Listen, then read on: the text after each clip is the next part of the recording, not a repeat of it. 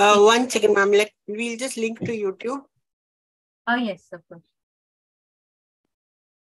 Are the people still there waiting or have they left? Yeah, live. Ah, good.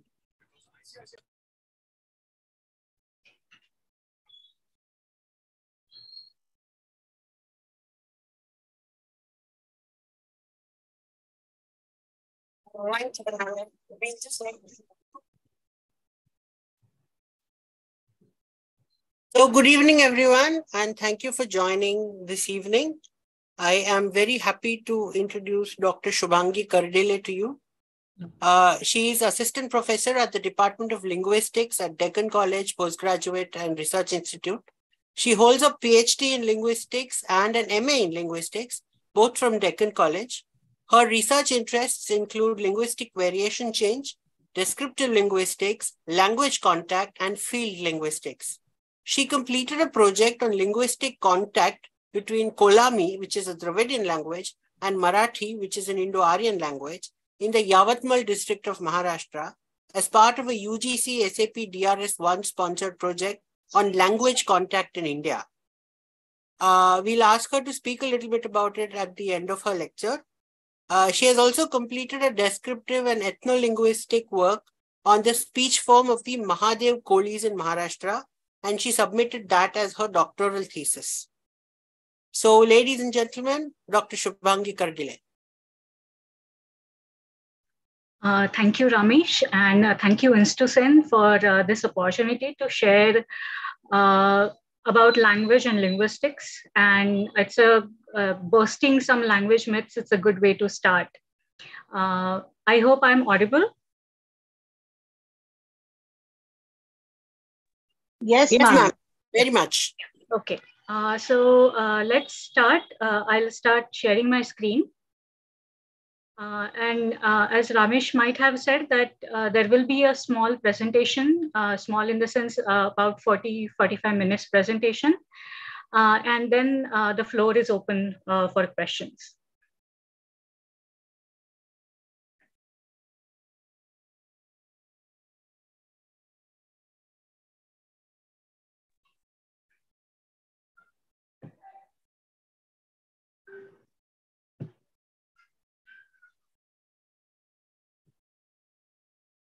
Is the screen visible? Yes, ma'am. Okay.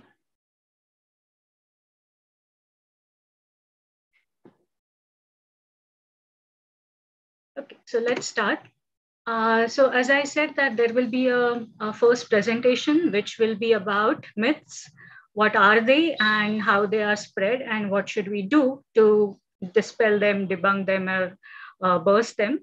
And then we'll come to the specific language myths, especially the 8 myths which were mentioned in the reels of this session. And related to that, there will be few more related to them. And after that, the floor is open to you all. A bit about language of this session. It has been mentioned that it will be English.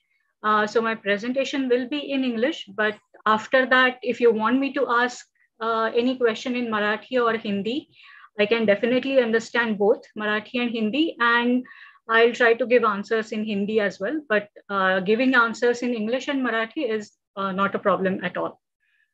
Okay, so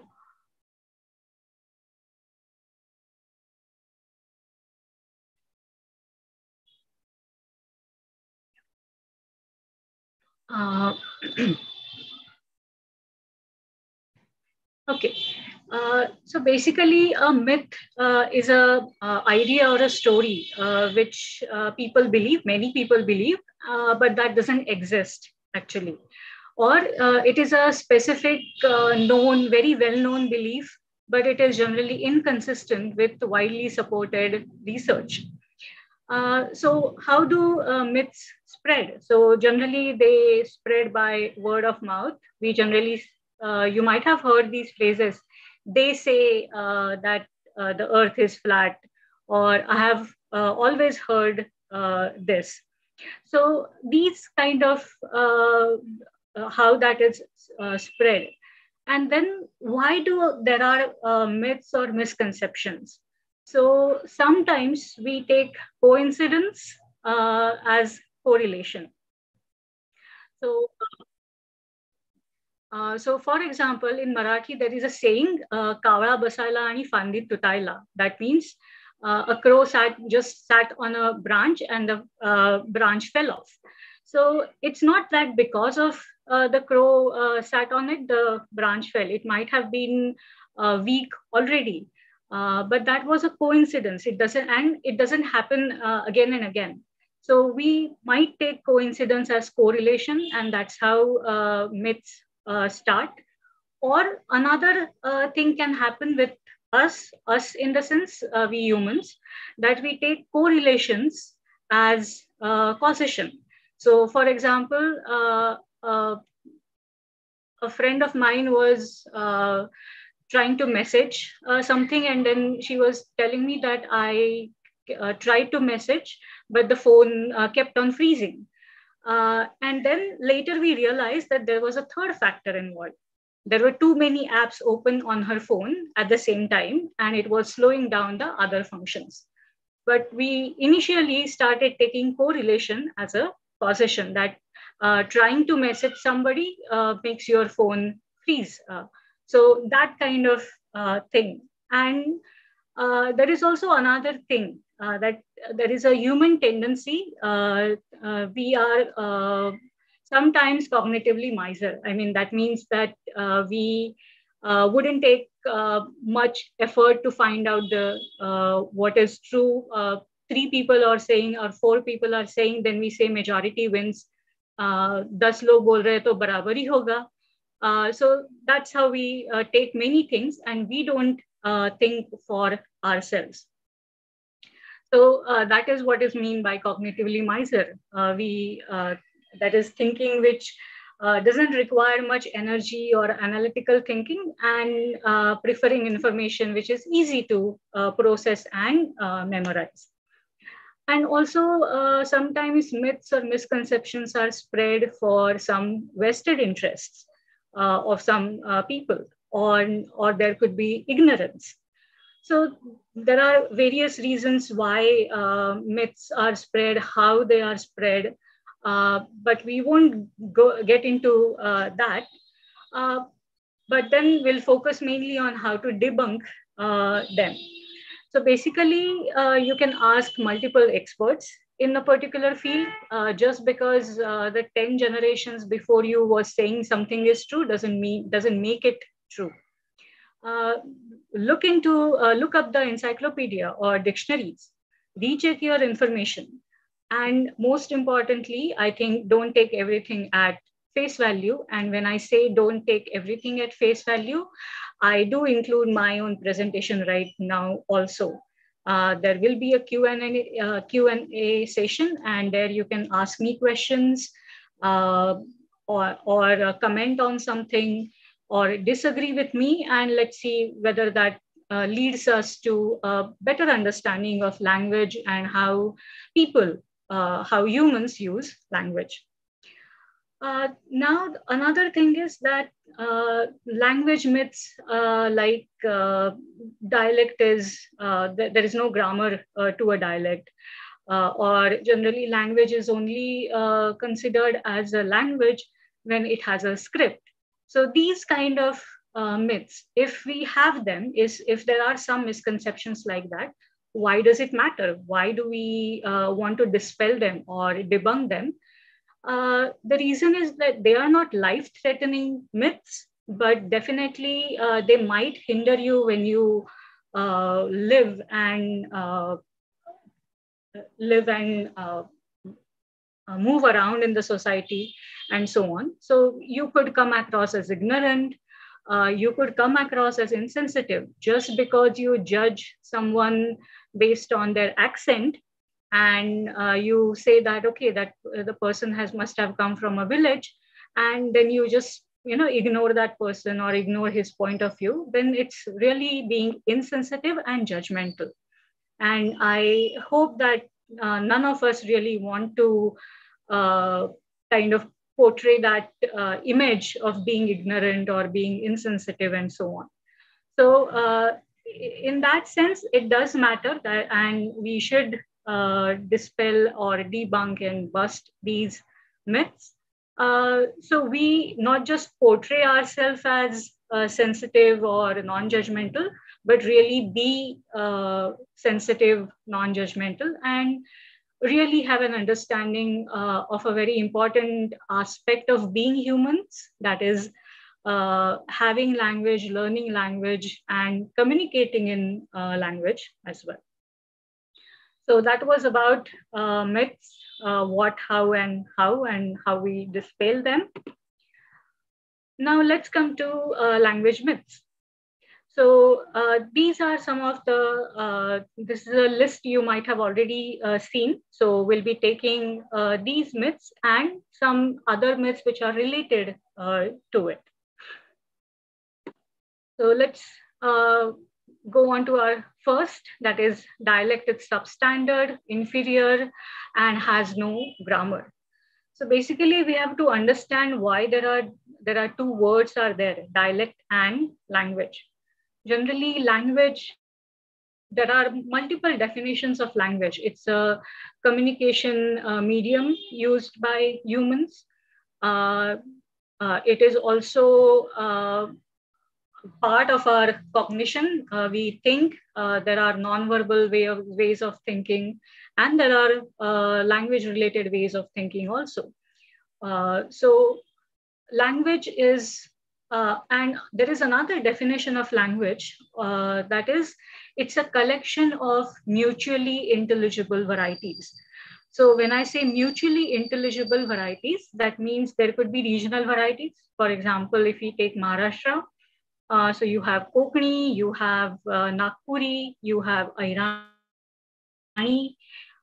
So these are not 100% mutually intelligible, but after spending a day or two in, so if you are from say Pune, and you speak the Marathi which is spoken in and around Pune, and then you go to Nagpur, you might take a couple of days to figure out what are the different meanings of a particular words and so on, but you will get along quite easily. That may not happen if you don't know Gujarati and you straightway go into a Gujarati village somewhere in Kathiawar or something like that, and there would be a lot of trouble for you in understanding that variety. Compared to that, you would easily understand Nagpuri. So that is what is meant by mutually intelligible. So these are more or less mutually intelligible varieties, and dialect is taken as language is taken as a group of mutually intelligible varieties.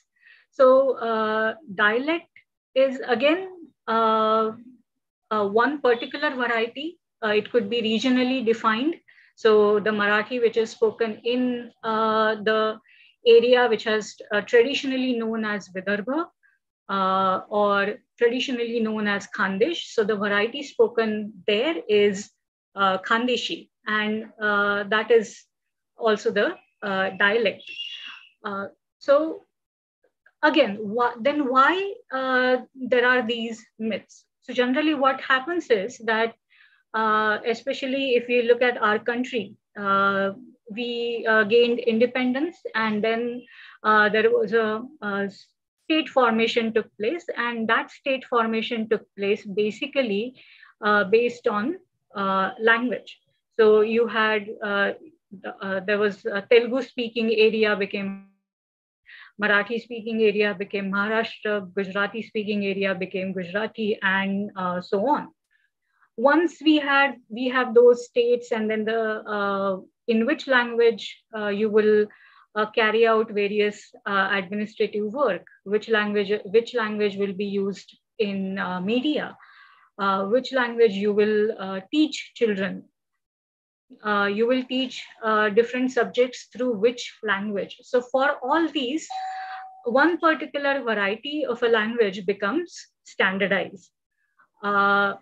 So basically that happens because that there should be one particular common standard, which can be used across Maharashtra or across a region. So you don't have to have a lot of pages or a lot of words and pages in a textbook if you start writing each and everything in each and every dialect. So that's why there has to be, or generally that is what happens when we organize in any group. Some sort of behavior becomes a standard behavior. Similarly, if we go to language, one particular variety becomes a standard variety. But once a particular dialect becomes a standard, then the other things follow. The prestige also follows, the power follows, because generally which variety or which dialect becomes the standard, it is generally the variety of the people who have been politically, economically, socially strong, and that their variety becomes a standard. So when the variety becomes standard, the people who speak them, they also get a certain kind of prestige associated with them. And they have power as well in any case. So that's how then these differences start happening, and in a way kind of to keep themselves exclusive, people start using that we speak pure language or we speak Shuddha Bhasha, and those who live in villages speak Ashuddha Bhasha, and so on. So that's how these things start. So so as I said that these are then different labels. They may be labels initially for the people or a particular region, but that label is also gets associated with the language or the variety of that particular region. So the people in cities would say to and people from a village would consider you snobbish because you use standard variety. So these kind of say attributes start then associated with not just a region, not just the people, but the language they speak, the way they speak. So that is how these differences and these power, where power is prestige and power play an important role, that kind of differentiation start happening, and we start labeling particular varieties as Shuddha or Ashuddha, pure or impure, and so on. Now let's come to the word grammar. So grammar is basically every language. Whether you are speaking a language which has a long history of writing, or there are a lot of books written in that language also has grammar. And a language like Kolami, a Dravidian language, a language like Telugu or Gondi in Maharashtra, or say Gondi, for example. These languages, they may not have writing system used for them, but nonetheless, they are full-fledged languages and they have grammar. So again, what is grammar? So basically, it is a scaffolding, or in a human body, what the role which is played by our skeletal structure that holds everything together, and in a way kind of gives us a particular shape as well. So grammar is just like that. These are this is a structure, how you put different words into a particular order. So for example, here you can see here you can see the English structure. What is grammar? So if I say grammar is what, you can still understand me, but that is not the common way of framing a question in English. The common way of framing a question is what is grammar. Similarly, languages which have this kind of structure, that the question marking element what comes at the beginning, and then the verb comes here, and then the noun come here. This kind of word order. Or in Marathi, I can say Shuddha Bhasha. And if I say Bhasha Shuddha, you would still understand me, but you would say that's not how we speak. We say Shuddha Bhasha. Bhasha is a noun and Shuddha is an adjective. And in Marathi, we put adjective first and later the noun. So this is another way of ordering words or specific words in particular structure.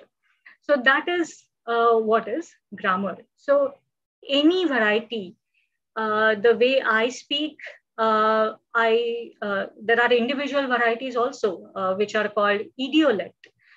So every person has their own way of speaking. So every one of them, the way they are speaking, their speech, the language they are using has grammar. The people who live in city, their variety, that has grammar. The people who live in villages, they also have grammar. A language which doesn't have a script, that also has grammar. And of course, a language which has script, it also has grammar. So there is nothing like dialect has no grammar. That is a wrong way of saying things, because without grammar, there is nothing to hold all these different words we have. The words like grammar, the words like Shuddha, the words like prestige, power. There has to be some way of putting them together, which makes sense to us. And of course, there are different ways of putting things or putting words together. Some languages have one way of doing it, and some languages may have a different way of doing the same thing. So for example, what is grammar? I can say the same thing in Hindi. Grammar matlab kya, or grammar kya hai. So, but there is a change in the order, or I should have said vyakran ka matlab kya hai, or vyakran kya hai. So the word grammar in Hindi, vyakran, actually came at the start of that question. So these are different ways of putting these words together, and languages vary between different languages have different ways of doing things. So basically, grammar is scaffolding or a skeletal structure which gives a way to arrange our lexical items in the language or vocabulary of that language in a particular ways to express more complex ideas. So that is about dialect. So dialect is definitely not substandard. There may be prestige associated with it, power associated with it, but linguistically speaking, if you compare them on the basis of what they can express, whether they can express your emotions, whether they can express your thoughts, whether they can express your experiences, and can they communicate with the next generation in that. So if any language which satisfies all these purposes or all these functions of language, it is a language. It's not a substandard, and it doesn't have or it's not inferior, and it does have grammar. So that was about the very commonly heard myth that dialect is substandard or inferior, and dialect has no grammar. Now, a related to that also pure language or original language and original meaning. So basically, when we say that what is an original language, somehow we are, I think, going and saying that, okay, in the past, when the humanity must have emerged in Africa, and that language or that language could be considered as original language. That could be true also, but when people live together, they form smaller groups, and those smaller groups create certain things. They adopt certain behaviors to kind of, say that, okay, we are one group, we are different from the other group. So in that kind of process, we also include language in that, or the way we speak, and what kind of words we use. So for example, we don't say footpath, we say sidewalk, or we don't say elevator, we say lift. So different groups may have a different word for the same object or a same thing. So it's not friend, but it's mate, and so on. So these these kind of variations start appearing in the language. In one language, these two groups still can communicate with each other, but when they move away from each other, the language also becomes distinct. And that must have happened in the history of humanity, especially when we consider that there are 6,000, 7,000 languages are there in the world. So why there are so many languages? So that is slightly a different question. We'll not go into much that. But why we have these kind of myths? So we kind of have a feeling that, okay, there must have been some original language, and in that original language, the meaning of a particular word was this, and now that has changed. So this is a kind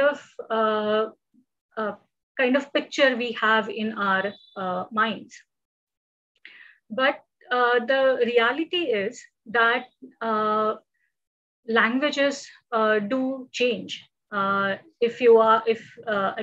are using mainly right now English, but the English which is spoken in 21st century is quite different from what Shakespeare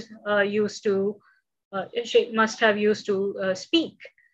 We can see that in his plays and poetry, and sometimes we do need a dictionary to look up the meaning. Or if you go back even more, if you go back to Old English stage, there also you would probably require a dictionary for almost every word you come across.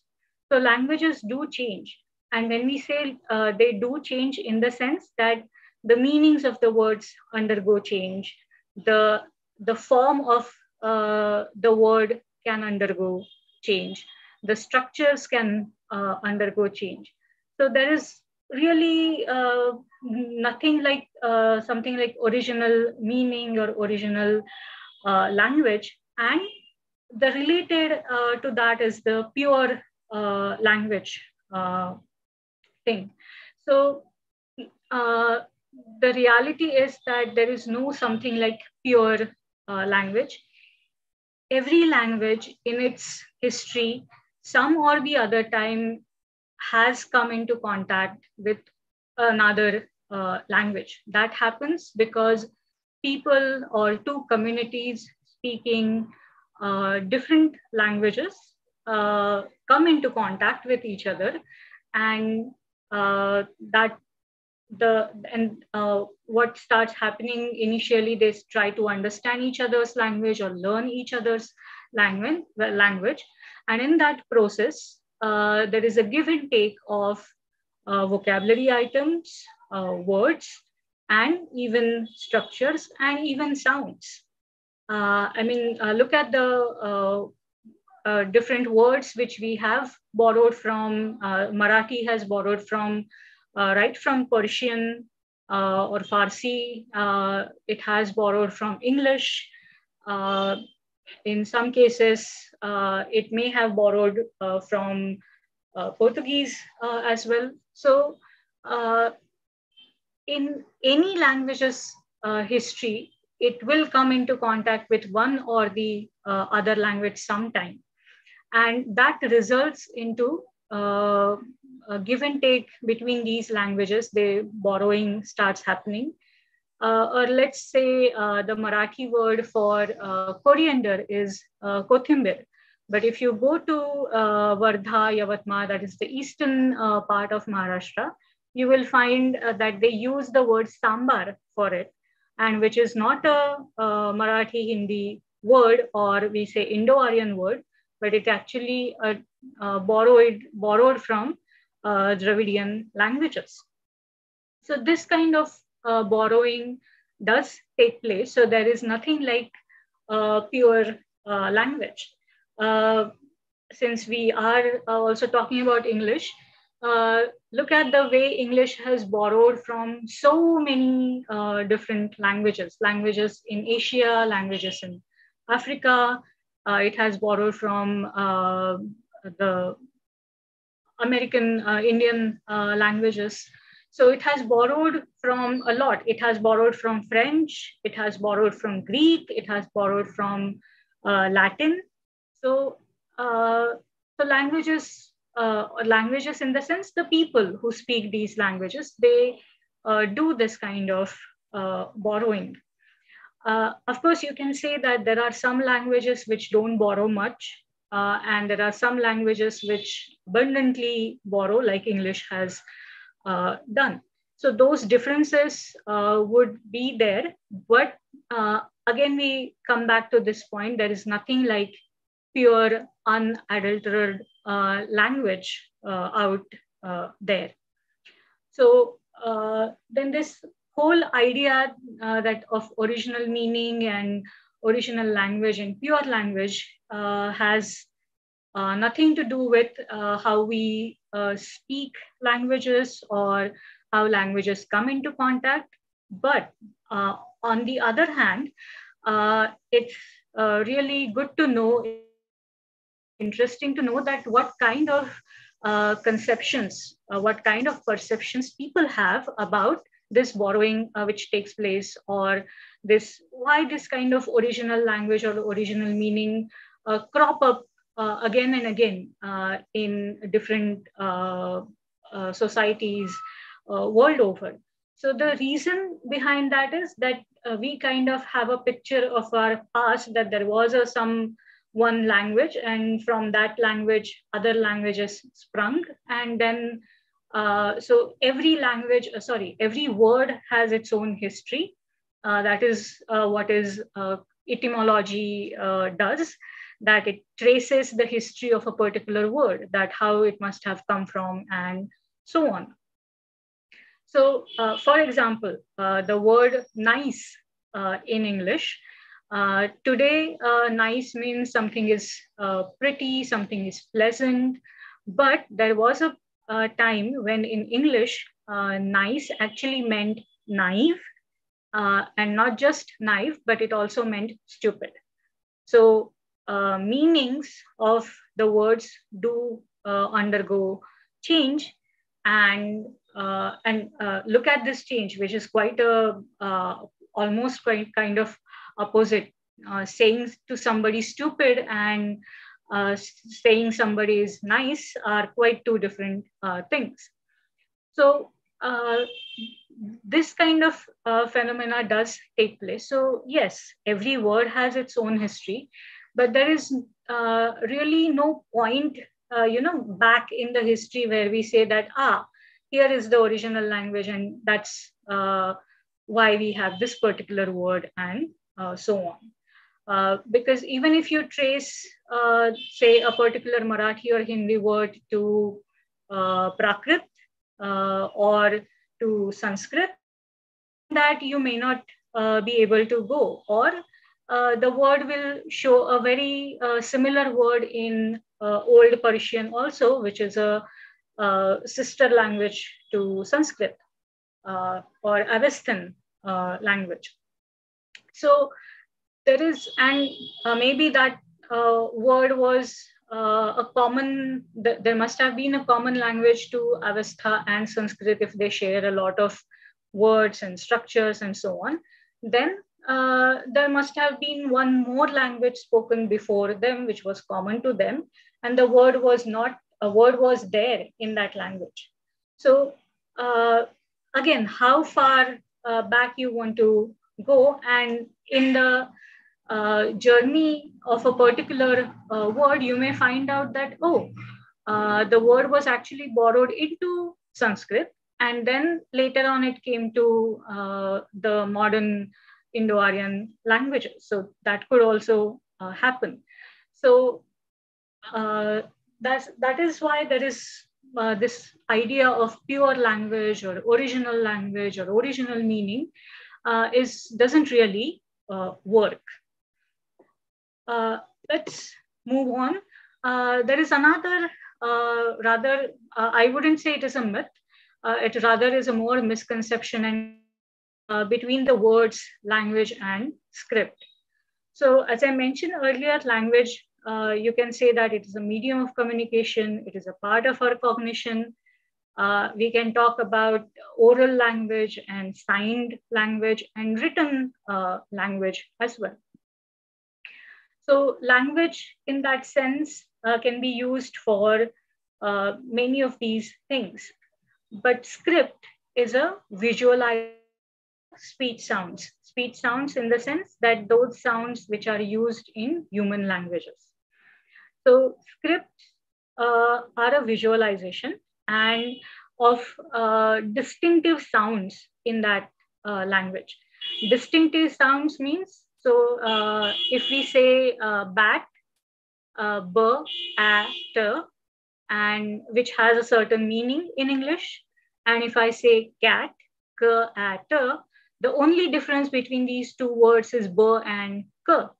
So now these two sounds in English are considered then distinctive sounds, or say pat and bat. So again, p and b are distinctive sounds in language. That means if you say pat, it has a certain meaning. If you say bat, it has another distinct meaning and words. So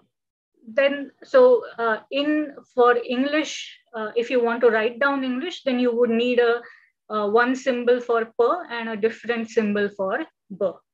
So that is what is distinctive sounds are. And if there are distinctive sounds, then you have to have two different symbols or two different graphemes, two different letters, alphabets for them. But the difference between two sounds in a particular language may not be important, that much important. For example, in Marathi, we have ch and ch.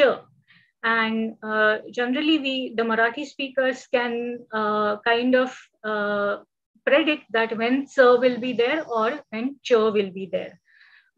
Generally, when the e is followed, for example, chi. So catchy cycle. So his cycle. So that ch is followed by e, and that's why the pronunciation is ch. But if it was another vowel like u, suk, that means wrong. So that ch, there you will find ch.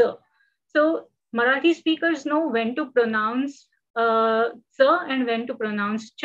So there is a same letter. There is only one letter to indicate that in Devanagari.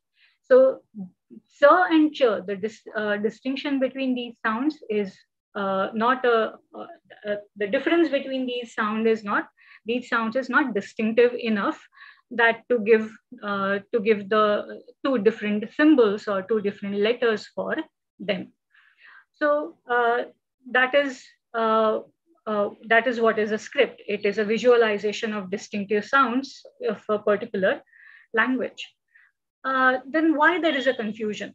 If language is a kind of larger term and overarching term, and it means a medium of communication also, and it can be manifested in oral way, in signed way, and in a written way, then why there is a confusion? Generally, that confusion comes from the way we name these languages and scripts. So you have English as a name of a language. The script is Roman. So you have two distinct terms. Or the name of the language is Hindi and the script is Devanagari. But then you also say something like that there is a Tamil script. So there is a language also, and the script which is used is also called Tamil, or is also called, there is a script for Kannada, which is also called Kannada. So that is where the confusion starts, that whether it's a language or whether you are referring to the script. There is a related a misconception to this idea is that when it comes to talking about languages, and especially in terms of how easy or difficult they are to learn. So generally people say something like Japanese is very difficult to learn. But if you look at the structure of the Japanese, the grammar of Japanese, the way it orders its subject, verb, object, is very similar to Marathi or Hindi for that matter. So, but the script is quite different from what we have seen, from what typical Indian person who knows Devanagari, who knows Roman, for example, who may know the Perso-Arabic script and so on. For those persons, the way Japanese is written down, it not in not just one script but multiple scripts, that becomes difficult. And the idea comes from that Japanese is very difficult to learn. Actually, what they have in mind is that the script is difficult, but if you forget the script, but if you just concentrate on the way Japanese is spoken, the spoken Japanese, you will start realizing that it's very much similar to Marathi or Hindi for that matter. So, or another thing which comes is X language is logical, or this language has no logic. Again, here, there is a kind of confusion between script and language. Those who have learned French might have come across this phenomena that while you write down a particular word, there are 6 or 7 letters actually. And when you pronounce the same word, there are just 1 or 2 syllables there. So why does that happen? Or why in English, we are still, we say no, but the spelling starts with, or knowledge, but the spelling start with K, N-O, and so on. So then we start thinking that this is not logical. So our logic part, or when we say, or we comment on that, that comes from here, that, oh, the pronunciation is one, but the spelling tells me a different story. Now, why does it happen? Why the two manifestation of a language, the oral manifestation and a written manifestation, tell you different stories is because the way, the speed with which the spoken form of a person changes is much higher, or it changes speedily compared to the script, which also has to change along with, or you would imagine that, or that would be really good to have, that if the script also makes changes the way spoken language makes, but that doesn't happen. So when English speakers, the Middle English English speakers started writing down English, they considered what the pronunciations of that time. They obviously didn't know that in 18th century or in 17th century, people would stop saying kni and kno. That's why the k was there. So those people actually pronounced it as kno and kni. And we have later English speakers, later generations stopped saying k in that consonant cluster, k, na, and they just said ni and no and knowledge and so on. And but so the script was prepared for those people, those pronunciations. So we have changed the pronunciations, but with that, or along with that, the script reforms or script changes haven't taken place. And that's why the manifestation of the same language, the written manifestation, the script, and the oral manifestation, the speech, gives you two different pictures. And from there, we start saying that, oh, this is illogical.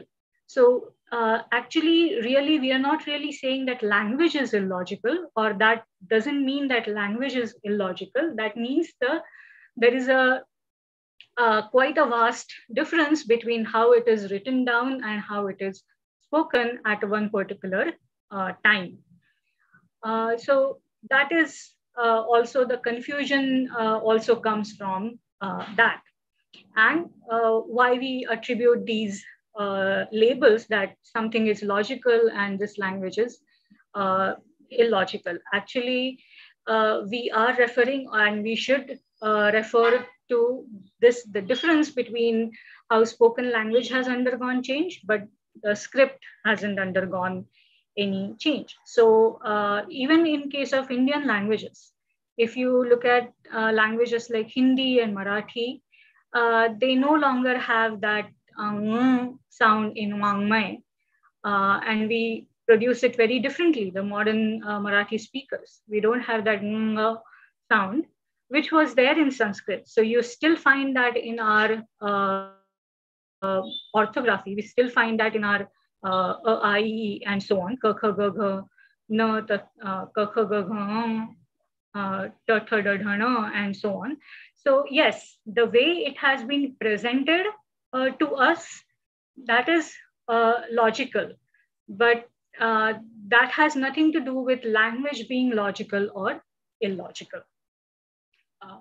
So even in Devanagari, there are some letters which for Marathi speakers doesn't make sense. There are no longer those any words which would begin with sh, except say shatkon, and it also comes in bhasha, but I don't know how many speakers really say that sh any longer.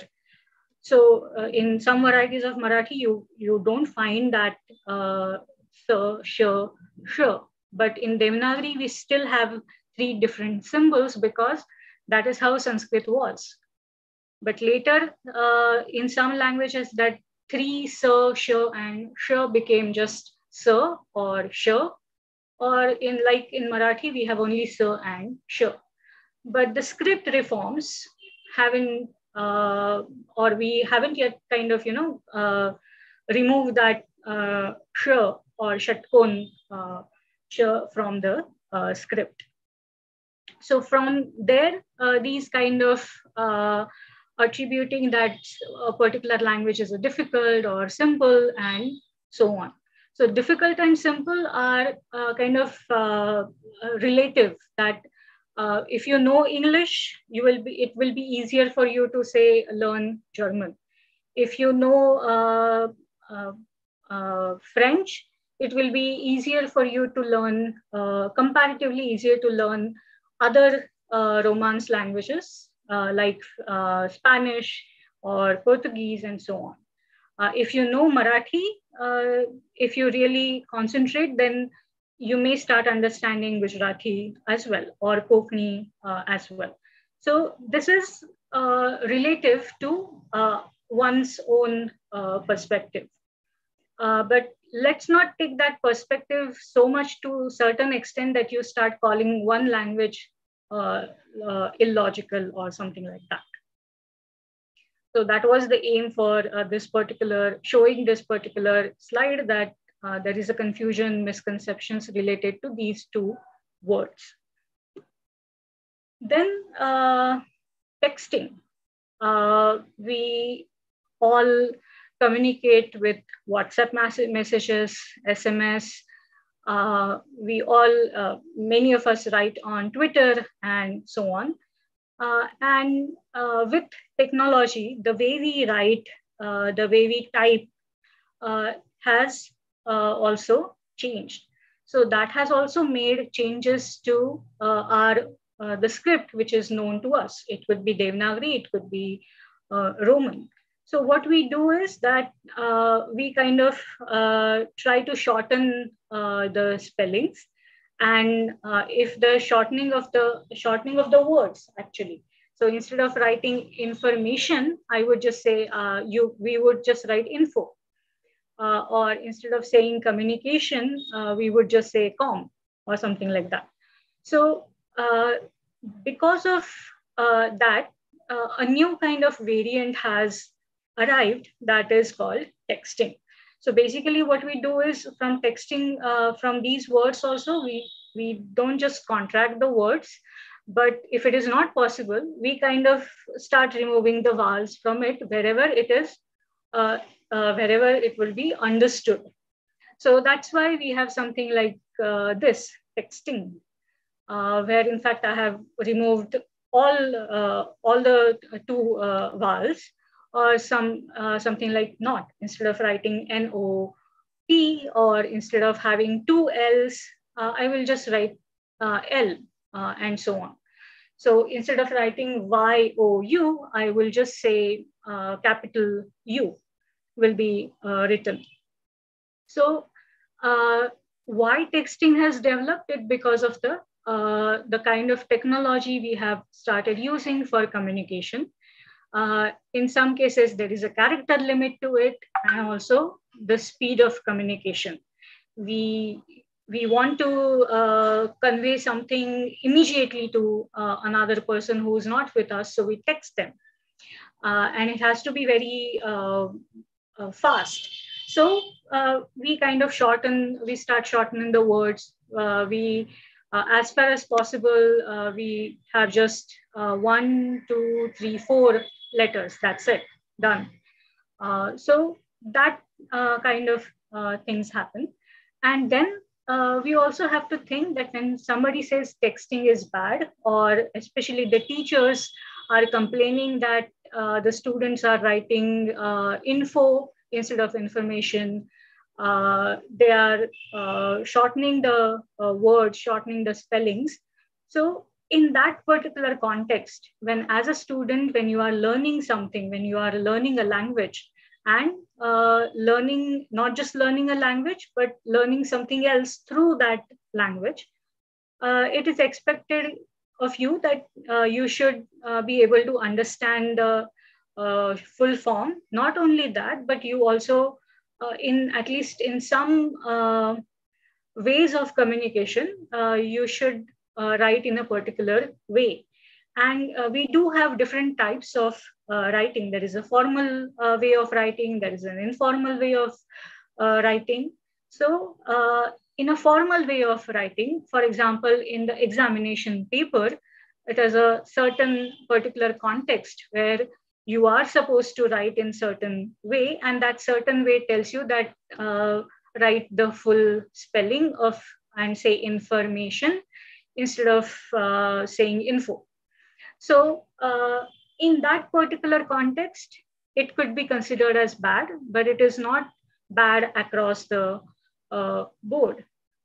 This kind of shortening of the word, people have always done this. People have conjoined two words, for example, brunch, like breakfast, and lunch. So information and entertainment, and you have infotainment, and so on.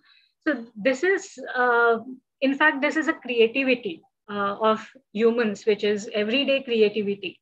I mean, you don't have to always write a sonnet or something to show your creativity. You can show your creativity in this way also. And in a way, writing in this particular way is also a creative way of using the limited, given a limited space or limited character, so on. So it's really innovative way of writing things. So it's, or before. So you have just, you write down the letter B and have four, the number four on that. Most of the time it is how you pronounce the word. And in a way, I mean, I'm not predicting, I'm not saying that it should happen, but in a way, this is a kind of glimpses of changes which are happening in the way we write because of technology and the speed with which communication is happening. So this may not be a full-fledged change yet, but it could be a kind of starting point of change, which we right now are observing. So sidelining it or brushing it off as something like this is not bad, but I mean, just because you don't like it, that means it is bad. So instead of thinking in this way, if we kind of look into it and see that, okay, how it is done, and you start realizing that it's not haphazard. We are not just shortening any words or doing it anyhow, or not all vowels are get removed in texting. But wherever there is a possibility, we make those kind of changes for a particular context, in a particular context, and we and the message goes across. So it's really interesting to see how that happened, because it shows how humans change their way of thinking, way of looking at something, and adapting to the new technology which we ourselves are have created.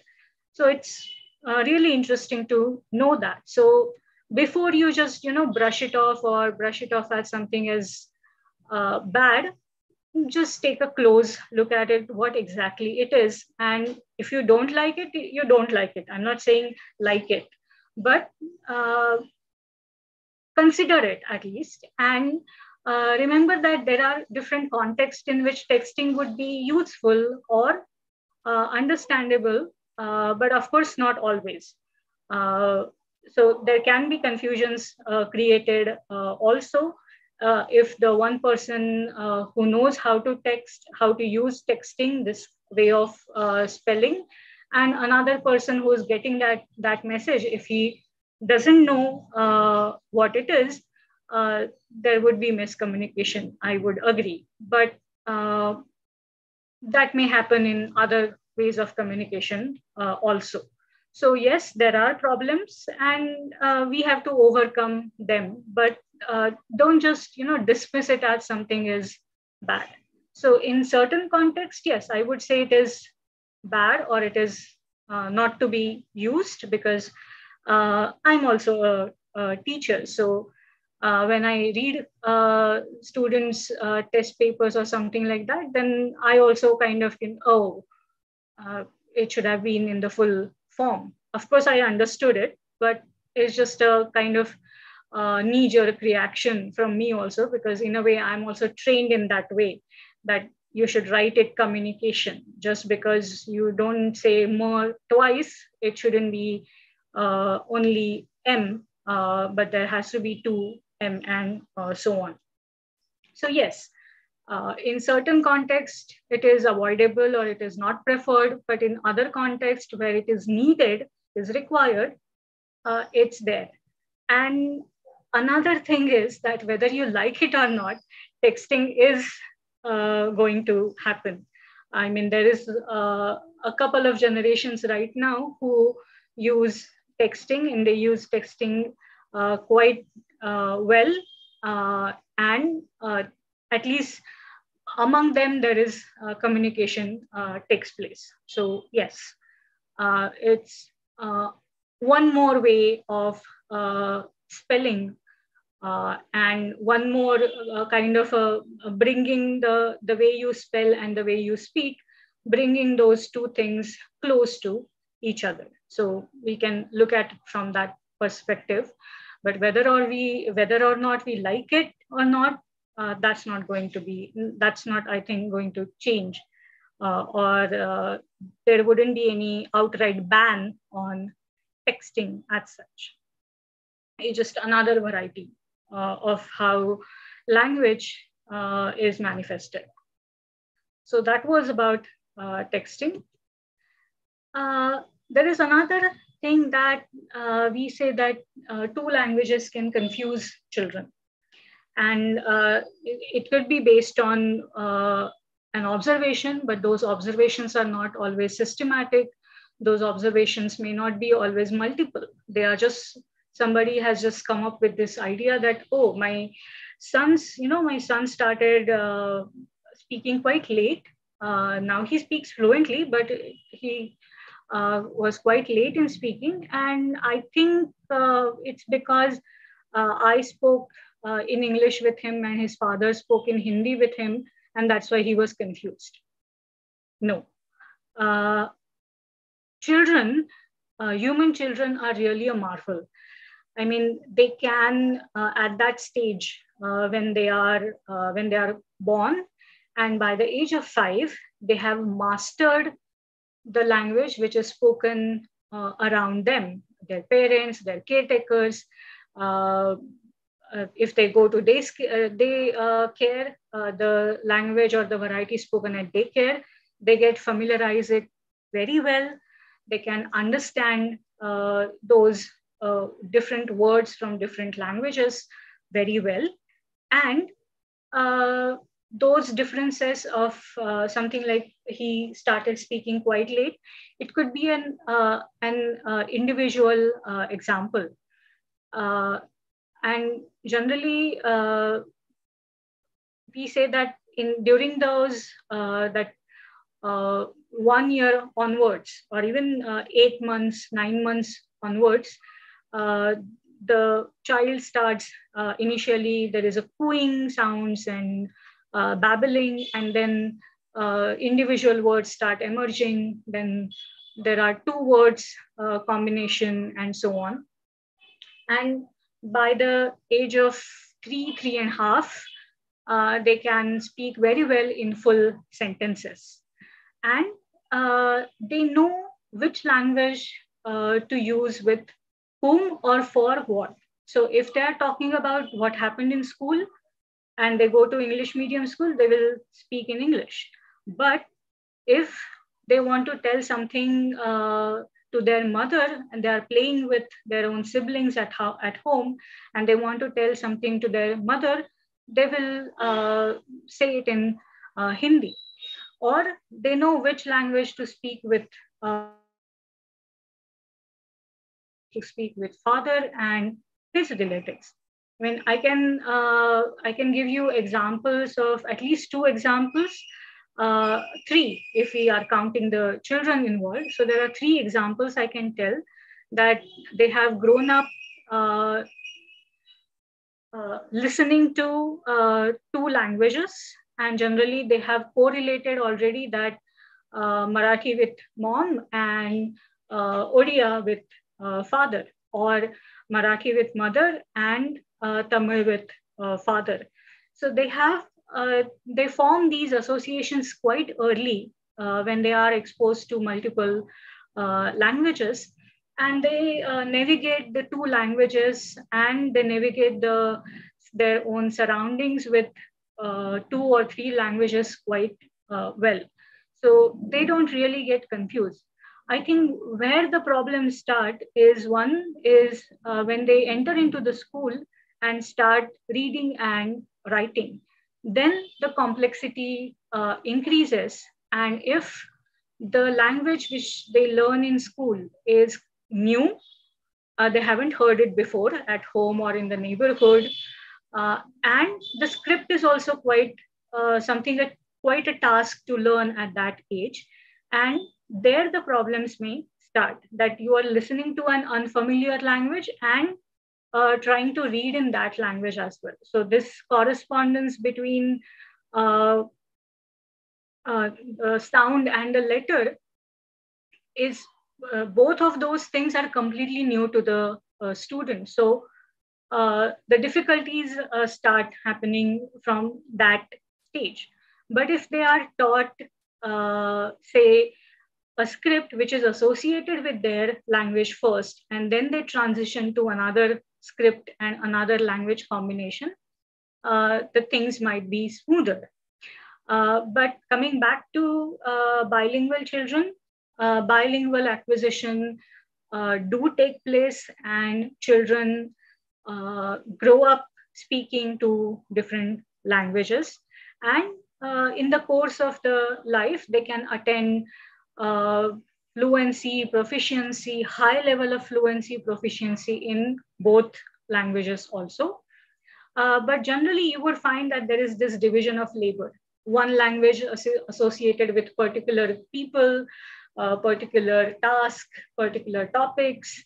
Uh, and So this is a kind of division of labor which does take place. But that doesn't mean that they are confused, or they can speak only, uh, or they may not be able to speak like a monolingual children. Again, that's where this kind of comparison starts, and I think it is an unfair comparison. If you are comparing a monolingual child, that a child who has always exposed to only one language, maybe different varieties would be there, but essentially it is a one language. And there are a child who grows up with two languages at the same time, from the age of 6 months onwards, even before that. So you are not really comparing, it's not a very fair comparison for both of them. So we really shouldn't do that. And there are certain changes do occur in the brain also, the way which particular parts of the brain get activated.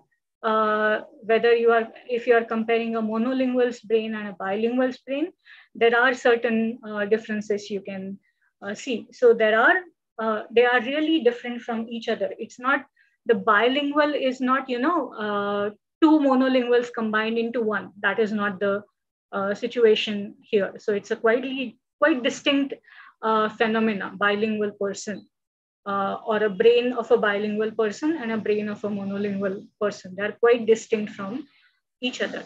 And there are, of course, differences how you acquire language in childhood and how you acquire the language in your adulthood.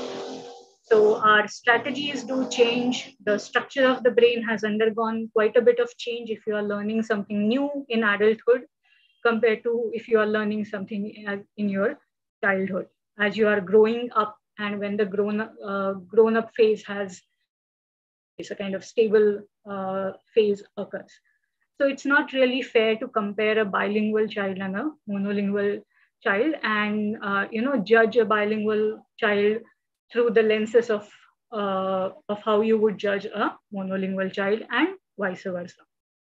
So expose your children to as many as languages as possible. They really work it out how to use those languages. And there is a related myth to it, that is code switching, because many a times you must have heard in your houses or on the streets, on the radio channels, that people are mixing languages. Some words Hindi, some word Marathi, people talk English and Minglish and so on. So again, yes, to people who have grown up with only one language, or who have grown up in a kind of setting where they say that, okay, if you're speaking English, speak everything properly in English. If you're speaking in Hindi, speak properly in Hindi. No mixing of any other word. True, for those people, it really may sound weird that people say something like he said ki wo jayega. That kind of sentence could be troublesome for your ears. I agree with that. But the other side of the story is that this kind of code switching or code mixing is not haphazard. You start finding patterns in there also. Human beings are really good at finding out patterns, and that's how we learn any new things, how we make sense of the surrounding. So if you closely really listen to how people code switch and code mix, you would start realizing that there are certain patterns in there. He bola ki wo jayega, that doesn't happen. It happens he said ki wo jayega. So we have a kind of scenario here that he said is one clause, one full unit, and then ki wo jayega is another part of unit, which is quite sensible in its own way. Those get combined, but it is not haphazard like something like he said ki he jayega. That doesn't happen. Or she said ki she jayegi. That doesn't happen. It would happen.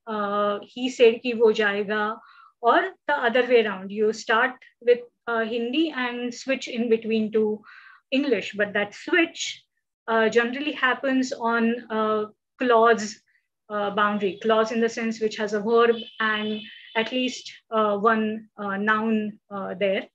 So it always have that kind of pattern we can understand. And there are functions. This kind of way we code switching or code mixing. It's also a function. It also is used to show solidarity with people who speak in certain way, or it could be that person is still learning a language and therefore he may start very confidently, he said, but then he realizes that, oh, I don't know how to say the next part in English, so switch to Hindi. And generally, you know that if you do that, the other person will understand that. So there are also functions of code switching and code mixing. So it's not, again, it doesn't mean that the person doesn't know both of these languages, but the person has grown up with these two languages in such a way that this is what it is, or what could be a mix language. It's a combination of two languages. So these all are different ways of how human beings use language in different scenarios, in different if there are two languages coming into contact, what can happen, and so on. So it's really, again, fascinating to see. So just to sum it up, that multiple languages is not a problem for a child. They kind of take it in their stride. And you will find that there are really quite distinct differences between bilinguals and monolinguals, especially if they are learning, if they grow up, the bilinguals, if they grow up with two languages, almost daily conversation, two languages, and so on. So those are really two different, not completely different, but there are quite distinct differences are there between bilinguals and monolinguals. But things can get complicated. As I said, that in schooling, if you come across a completely different language, a third language, and then learn everything through that third language, that becomes problematic. And that's why we start thinking that, oh, maybe too many languages could be confusing. To a certain extent, yes, or more than that, I would say, what is the context in which these languages are being exposed to, these languages the child is being exposed to, and how they are acquired, how they are learned. That creates complications. So it's not as simple as two languages confuse children.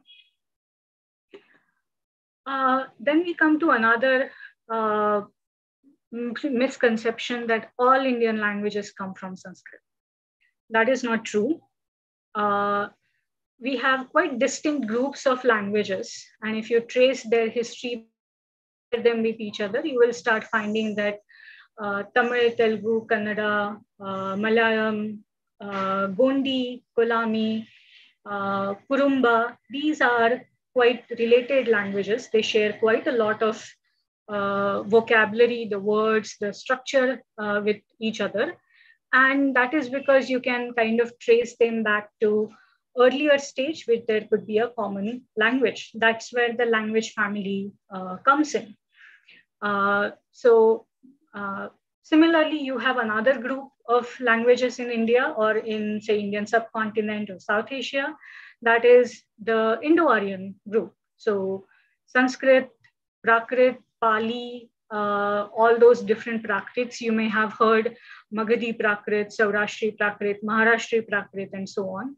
So those, and the new Indo-Aryan or modern Indo-Aryan languages like Bengali, Assamese, Hindi, Rajasthani, Gujarati, Marathi, Konkani, Sinhalese.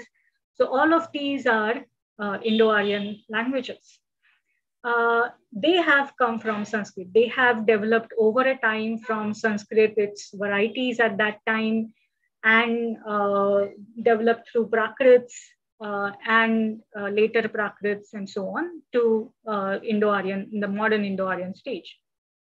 There is a third group, Austroasiatic languages. You might have heard names like Korku and Santhali. So these are what is known as Austroasiatic languages. Another Austroasiatic language which we have in India is Khasi, which is spoken in Meghalaya. So that belongs to a different group of Austroasiatic languages. Those languages are mainly spoken in the Southeast Asia. But in India, we have Korku, Santhali, Mundari, Sora. There are these, some languages are considered as Austroasiatic languages. There is a third, another group we have is the Tibeto-Burman languages. So if you go to northeast of India, or the language is spoken in Leh and Ladakh, Ladakhi, or the name itself, Tibeto-Burman, so Burmese languages and Tibetan, Chinese. So all of these come into what is called as Tibeto-Burman language family. So in India, we have it Leh and Ladakh and Himachal Pradesh, and in the northeastern region. So Naga languages, or Ao, Naga, Meitei or Manipuri is also a Tibeto-Burman language.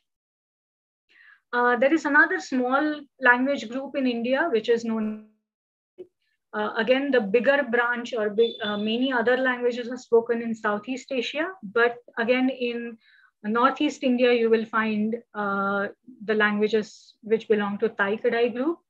And on the Andamanese islands, you have what is known as Andamanese languages, which have been proved to be a distinct language family, quite distinct from Austroasiatic, quite distinct from Dravidian, Indo-Aryan, Tai-Kadai, and Tibeto-Burman, and quite distinct from all other language families spread across the world, Indo-European or Germanic language family, or these language families in Southeast Asia, for example. So that is quite distinct group.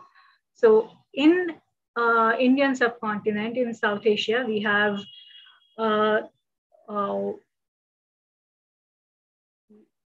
one, two, three, four, five, six language families are there.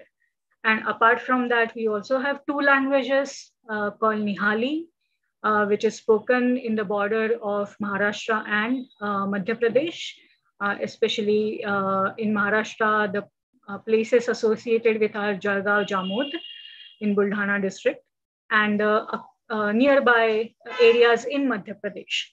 So that is called Nihali, which is not linguistically related to any of the Indo-Aryan languages or Dravidian languages or Austroasiatic languages or Andamanese or Tai-Kadai.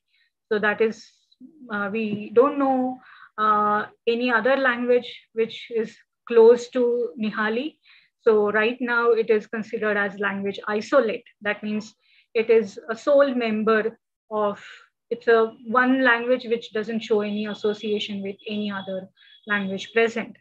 So right now that is called language isolate. Similarly,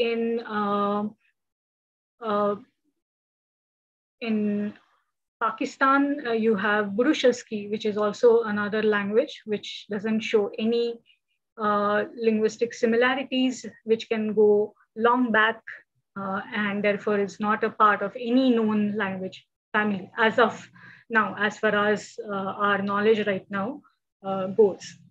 So not all Indian languages come from Sanskrit, or not all languages, not Indian languages come from Tamil either. You have these 6 groups with 2 language isolates in the huge Indian subcontinent. So there's a lot of variation. Another is these 2 terms. Again, like language and script, these 2 terms are kind of mixed up, phonics and phonetics. So basically, phonics is a method to teach script, especially Roman script in India. And the idea is that to find out, or to help children to find out the patterns and tricks to learn and memorize. So something like magic E. So basically, if you say, if there is no E in the spelling, it would be, this vowel would be pronounced as a, mat. Whereas if you find this E in the spelling in this particular position, the pronunciation of the letter would change, and it would be like meat, or cat and Kate. So these are 2 different words, obviously. And the change is happening because you are adding another letter, E, in this shape. And because of that, the pronunciation of the already present vowel also makes a change. That's why it is called magic E. So this is, these are the different, one of the ways to teach writing, teach initially reading and then writing. Whereas phonetics is a scientific study, is a systematic study of speech sounds. Speech sounds in the sense that those particular sounds which humans can produce, which are used in human languages. So for example, we can produce a lots of sounds with our voice box. We can, or we can make sounds like coughing and so on. But not all of them are part of any particular sound system of a language. So you don't have, say, something like, and it means a bottle. That is not the situation. So those sounds which are found in human languages, those are called speech sounds. So the phonetics is the study of them. So study of them in the sense how we pronounce it. So we say that if you want to say fur, it's you have upper teeth and lower lip coming together, and there is a kind of you can sustain the pronunciation of fur, or say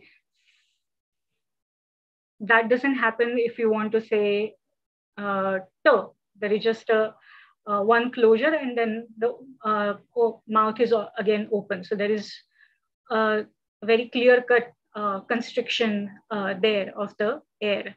But in case of or the air can still pass through that small gap between these 2 articulators, or these 2 parts which are coming together to pronounce that sound. So phonetics studies how we pronounce sounds, how we hear them, what kind of things can happen once you start hearing the sounds, how you on the audible part, and also the physical properties of the sound waves themselves. So using slightly technical terms just to make it clear. So articulatory phonetics, that is how we articulate sounds, then auditory phonetics, that is how we perceive sounds through our outer ear, middle ear, inner ear, and then it goes to the areas in the brain to make further sense of it. So focusing on the journey of those sound waves through your ear to the brain. Or slightly longer, because the sound waves initially start from somebody's mouth and they go into your ears, and then the further things happen. But with the auditory phonetics, the focus is on these, how we hear sounds, which kind of sounds we are susceptible to hear, and so on. And then the physical properties of the sound waves themselves. So what is their pitch level, and so on. So that is the phonetics part. So there is a distinction between phonics and phonetics. This is a last. This is a kind of professional misconceptions. I think it's more of a misconception rather than myth.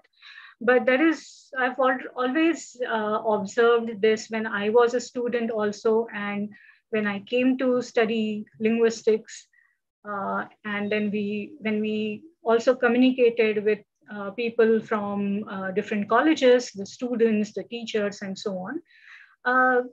This thing kind of was observed, that there is a kind of competition between, or there is a not even a competition, but there is a kind of almost like a rivalry between literature and linguistics.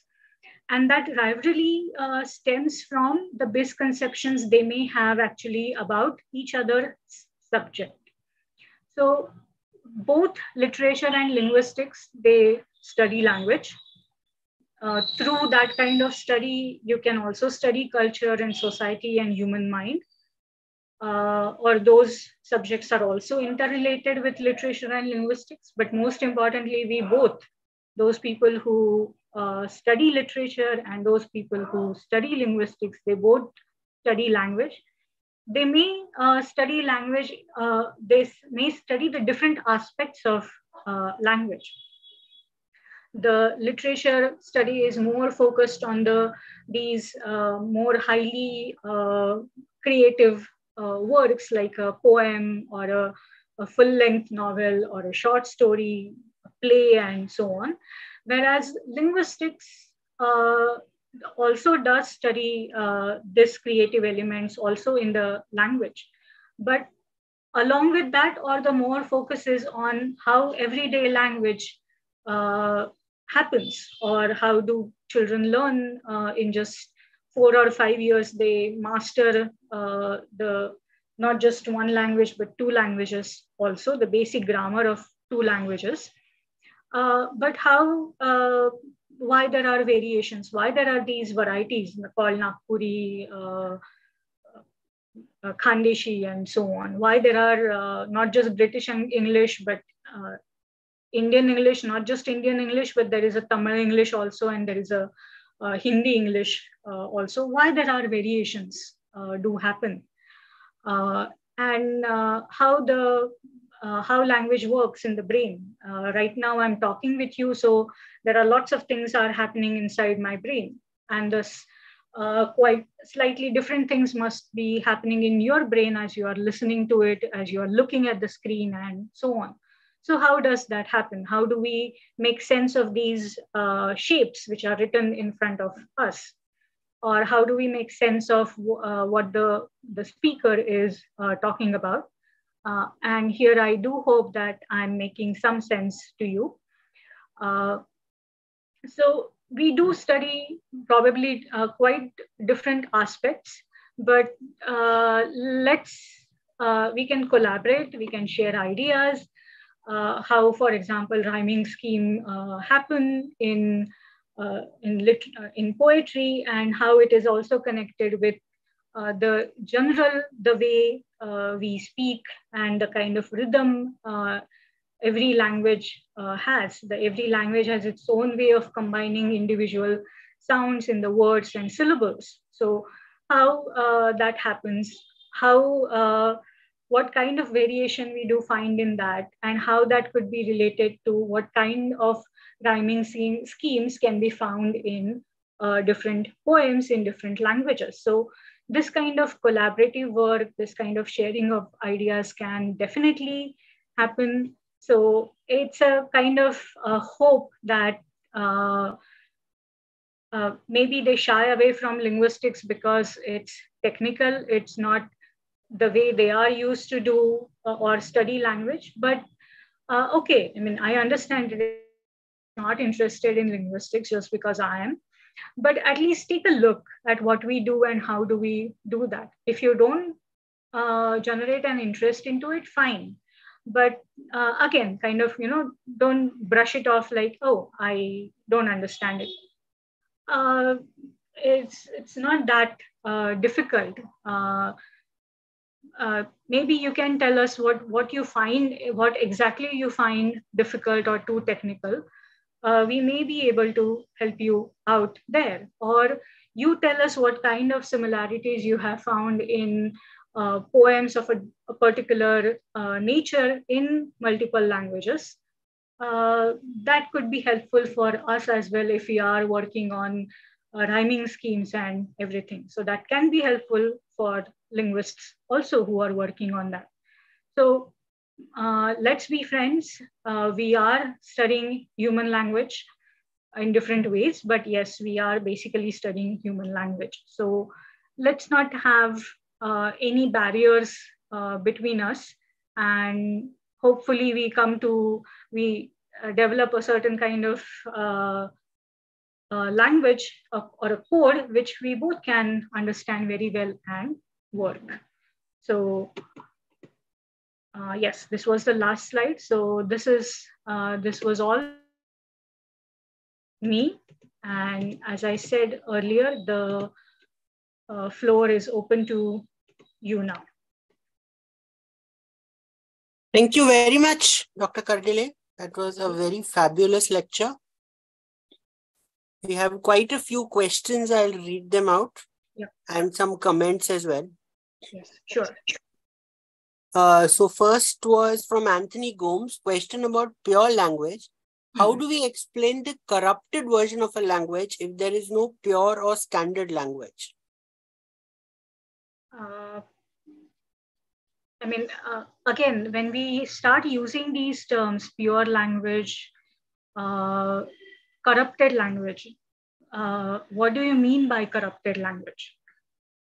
Or what would you call a corrupted language? Or can you give an example of it so I can probably explain it again?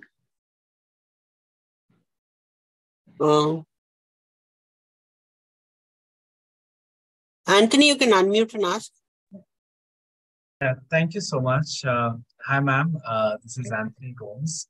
And my question when I'm explaining is when we talk about languages, and if you're saying that there's no pure language, then when we speak about lexical changing of words in terms of semiotics as well, we do speak about, yes, sometimes we say that, oh, this word's a corrupted version of so-and-so word. So in that sense, in order to say that it's a corrupted version, there has to be a standard, right? So I'm talking in terms of, related. Yes. So yeah. Okay. Now I get your point. So basically, when we say it's a corrupted version of that, so yes, at that time, in the speaker of mind, there is a certain kind of way of have a certain kind of meaning to that word and a particular pronunciation of it, and that gets changed. So it also in a way tells you that how you look at the change in a particular word, its pronunciation and its meaning. As trained in linguistics and spending so many years listening to different varieties of Marathi and other languages, I kind of have got the perspective that says that, oh, okay, not all people can say school, so some people say school. So, but for some people, that could be a corrupted version of school because they are used to that pronunciation. They think it's a standard one. So, but it in a way shows their way of looking at it also, that they say it's a corrupted version. So that means in their mind, this is the original word, and now some other people start speaking it, and when they can't speak it properly, or they cannot follow all the rules of how to pronounce k and everything, you call it corrupted because you're not really used to it and you consider it as corrupted. So yes, generally we all have some kind of, we zero in on some particular pronunciation. And when somebody deviates quite much from that pronunciation, we start calling it corrupted. So generally there is a kind of reference point, I would say, and there are certain kind of deviations you wouldn't accept of that particular word. I hope I answered your question. He also has another question. Wouldn't words like brunch, infotainment, etc. be examples of neologism rather than language economy of the written language? Yes, of course. So these are kind of new coinages which happen. And we know, I mean, every language may have its own rules how to, coin new words. English has a quite a innovative way of combining already existent words and then create a new word which is in pronunciation and in meaning also related to the earlier two words. So they don't have anything to do with script reforms or those things. Saurabh Bondre from the YouTube channel, he's asking, so he has a number of comments. First, he says, Kothimbir of Marathi shows similarity with Kottamalli of Dravidian.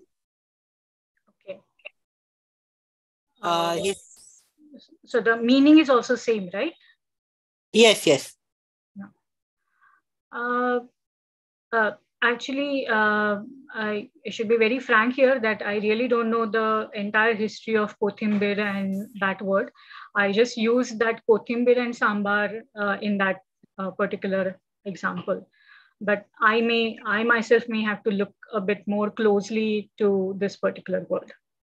But if any of you have a take on it or a comment on it, somebody can answer that question.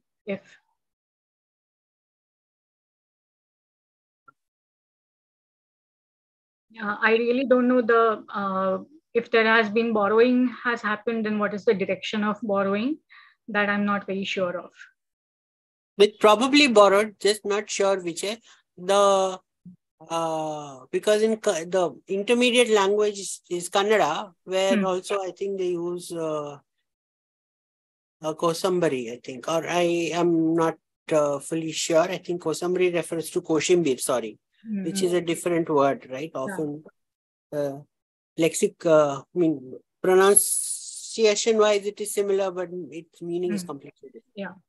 Pushkar Egbote has a comment where he says Sanskritization of language happening in India is mainly in government documentation, which is alienating language from the people and becoming inaccessible to them. So he has two questions based on this comment. One is this the reason that people prefer English words? For example, he says in Marathi, Chapkhana is a complex word. Mudranalaya is the government word, but people simply prefer to say press. Yeah. And you want to answer that? No, please, the second question. Okay. The second question is, what effect does intolerance of other language words have on the language? Okay. So let me first of all say that I agree with you that the kind of Sanskritization which takes place, or the kind of standardization, is taken too much limit, that it really alienates the way we use language in formal domain as well. I mean, it is sometimes really feels like it's a Shasakya Marathi is a foreign language, even for a Marathi speaker. And coming to your questions, the first was that probably, yes, that was the reason why we use English words. To a certain extent, it's neutral. English is a neutral language now. I mean, there is a lot of prestige issues are happening with Hindi and other languages, and then Marathi and dialects and so on. So, and then the English has come up or English has stayed back like a neutral language. So yes. And the other reason could be that even before Chapkhana and Mudranalaya became part of our lexicon, or they are still making that, we are still making that kind of transition here. But much before that, words like printing press and press became part of our parents' vocabulary and therefore our vocabulary. So it's easier for us to continue that word instead of accepting a new word which sounds odd to us sometimes, or maybe too complex to pronounce properly on everything. So yes. And the second question, the answer to the second question is that, yeah, I mean, once you become intolerant of anything, including language, you kind of create barriers between you and other people. And every language has something different, something new to give us. So if we kind of close us off, that will gradually create problems how we use language as well. We may not be as well understood by others. We may not understand others, and so on. So at some level, those kind of effects could happen if that kind of alienation happens like this. I hope I answered your questions. So, Vipin Nagarbhavi contributes that it is Kottambari in Kannada, which seems intermediate between Kothimbir and Kottamalli. Yeah. So that answers my question. Mm-hmm. So then we have a few questions from YouTube as well. Saurabh Bondre says, I think the sounds of nga and nya are very much in common use in Marathi, but we don't use them in writing. In Marathi, we commonly write the word mangal with the bindu sign, the nasalization sign, Yeah. rather than using the nga sound. Okay.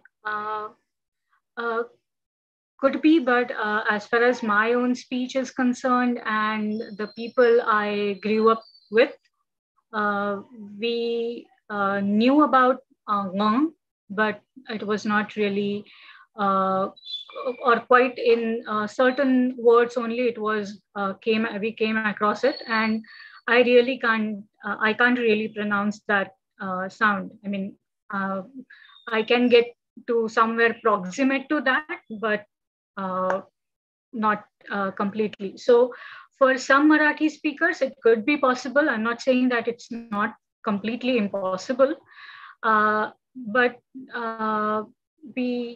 when I say mangal, I really don't have that. If you say, so basically that nasal is very similar to how you pronounce k and g.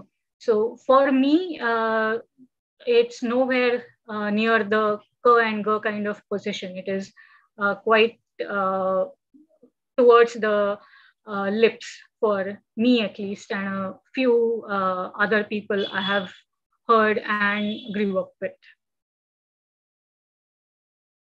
So we have a few comments also from YouTube. I'll read them out one by one. Yeah. Srirang Chitti says that ma'am is commonly used instead of madam in most schools now.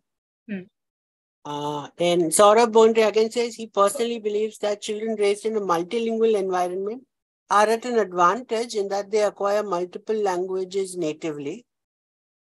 And Yogesh Mahadik says, my 10-year children thought, read, write, talk Marathi, English, Hindi, and local language Malwani with writing synchronization.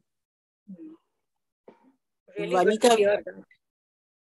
Vanita Vishwanath finds it interesting, this comparison between bilingual and monolingual children.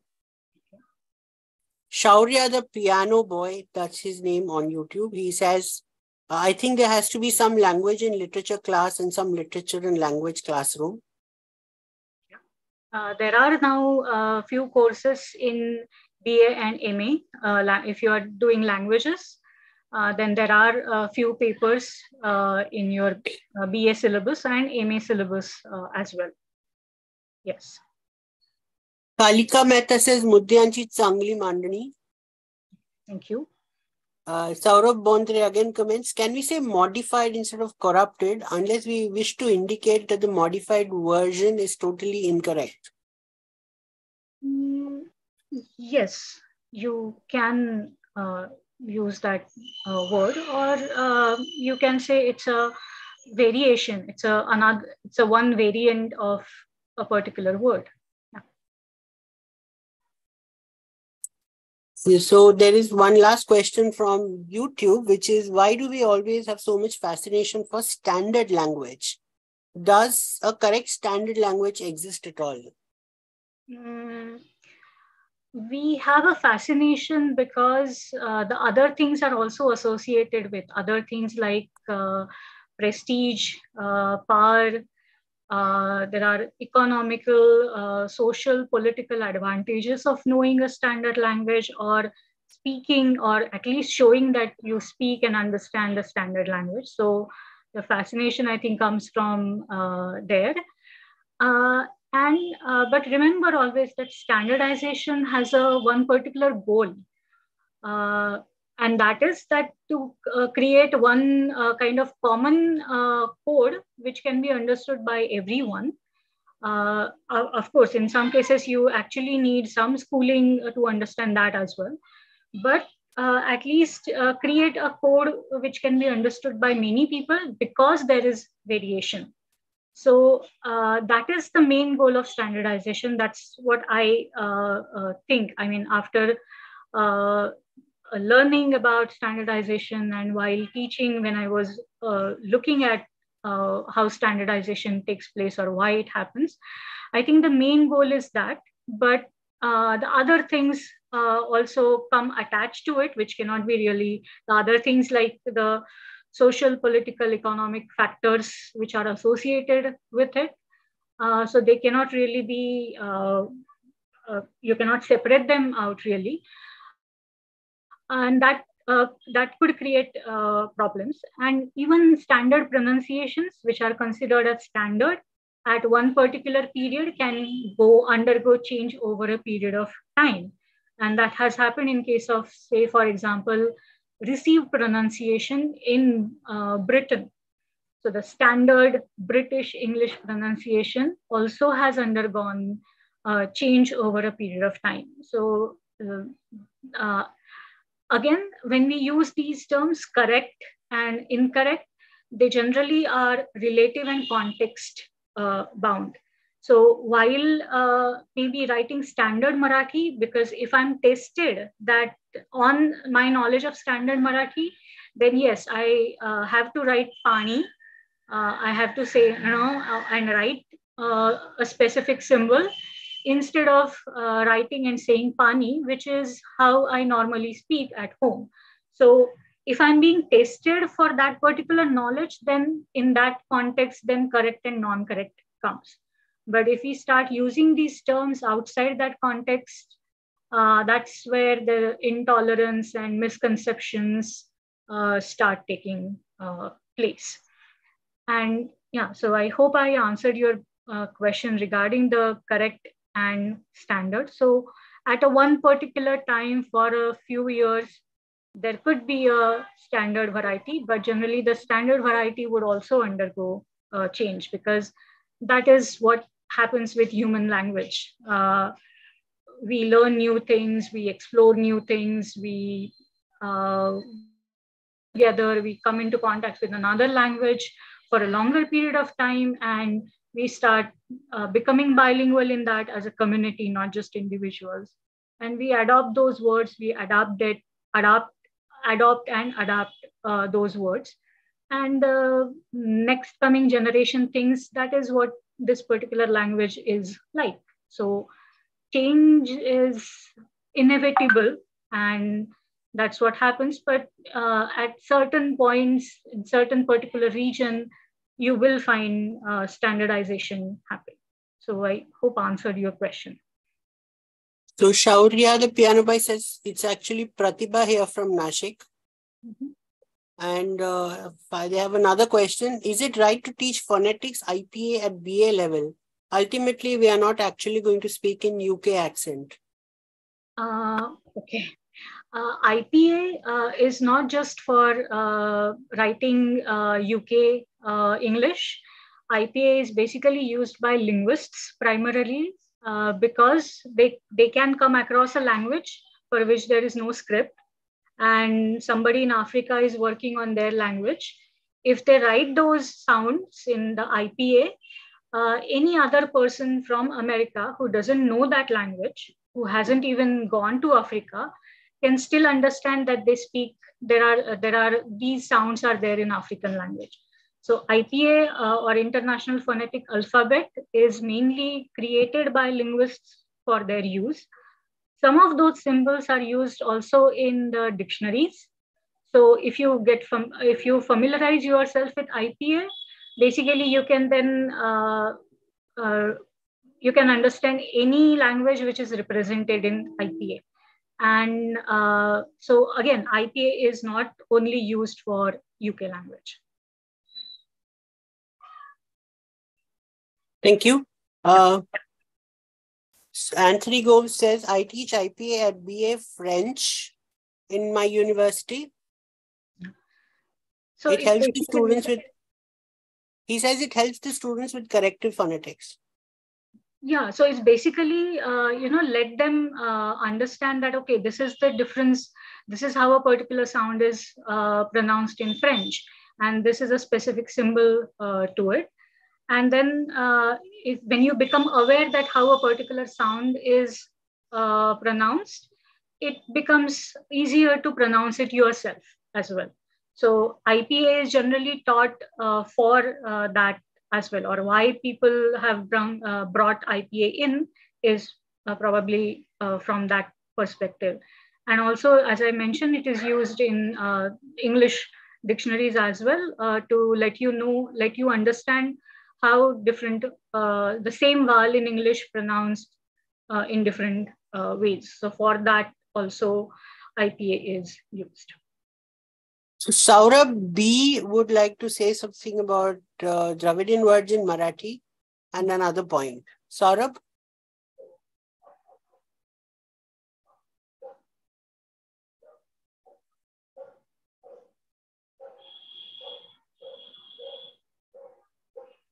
What did you do?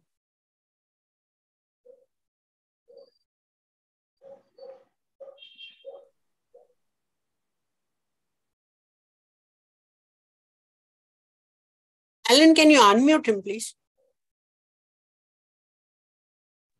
Who? Saurabh B.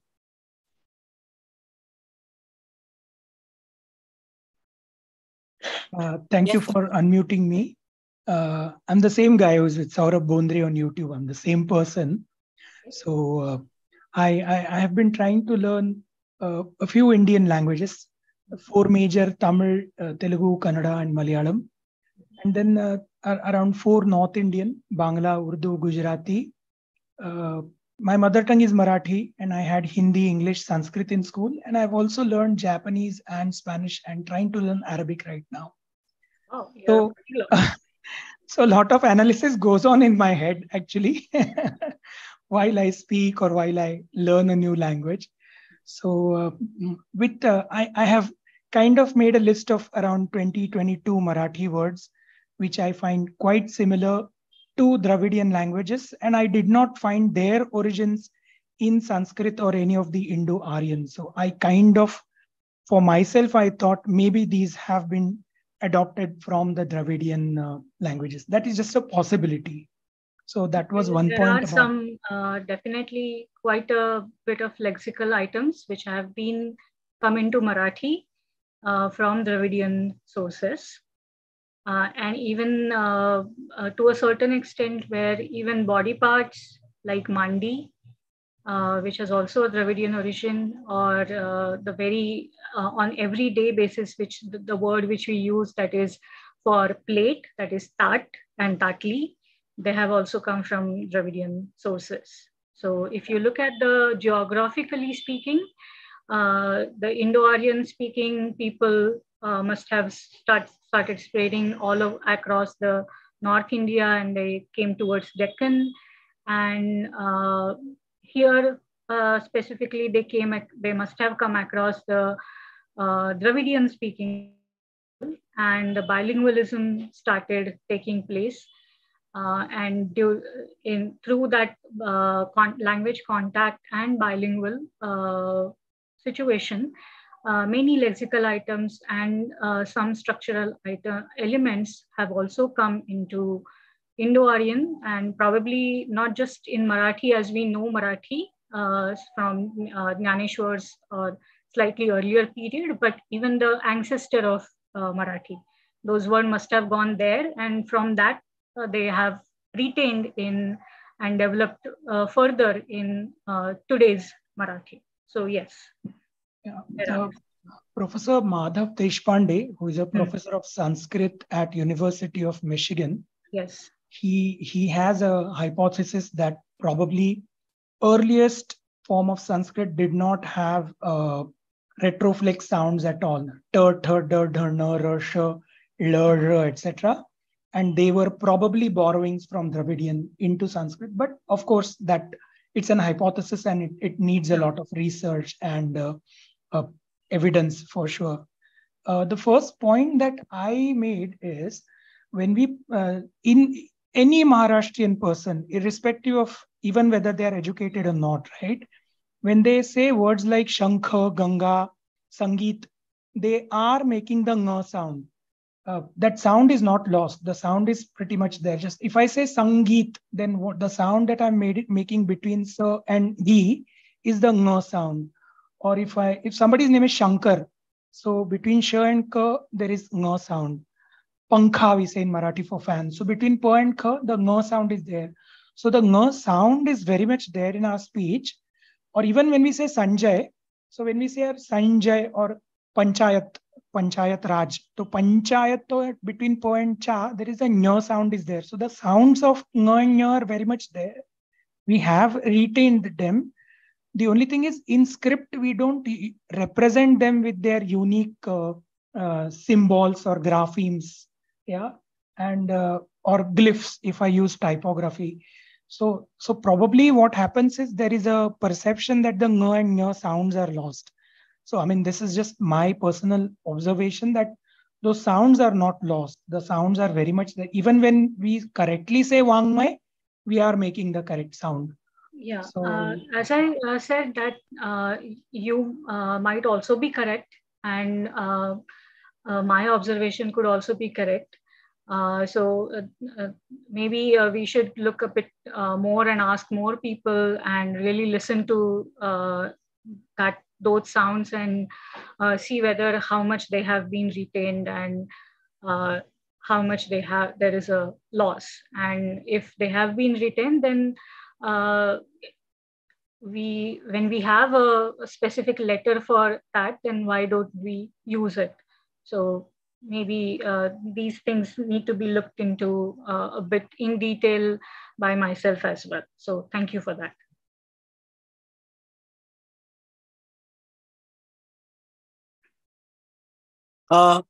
We have one question from Nishant Sonule over YouTube. What is the best way to learn a language which is totally new to us?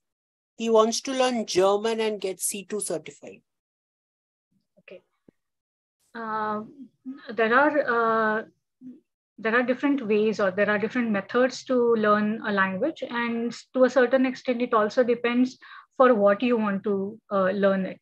So if you are aiming for a certain kind of certification, then probably you want to in near future you want to go to Germany and stay there, or you may want to do a translation kind of work and interpretation kind of work. Then generally, in the sense that the best way to learn in that kind of situation is that especially these European languages are also taught in a common framework. They have that European reference framework or framework of reference. So which uses the communicative teaching method. So it not only teaches you grammar and grammar ka ratta laga ke padho, that is not the way of doing it, but they teach you in a slightly different way how you actually communicate with people, and then introduce vocabulary related to it, what kind of grammatical structures are there, and so on. So that kind of learning is generally I would recommend if you are learning a language. Yes. Thank you, Dr. Kardile. That was the last question. And we are now close to closing the session.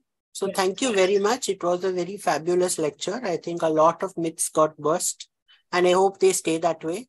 Yes. And we will look forward to interacting with you on other subjects of linguistics as well over time. So as for now, I think we all have to rush to our dinners. Yes. And I'm sorry for exceeding the time. No issues. I don't think anyone felt that. But, the questions can otherwise go on. Language raises a lot of questions. So thank you very much. We will look forward to hearing you at another time. And this lecture is going to be there on YouTube. So if you've missed it or you want to revise it, all of you can always access it again. Thank you very much. Good night. Good night.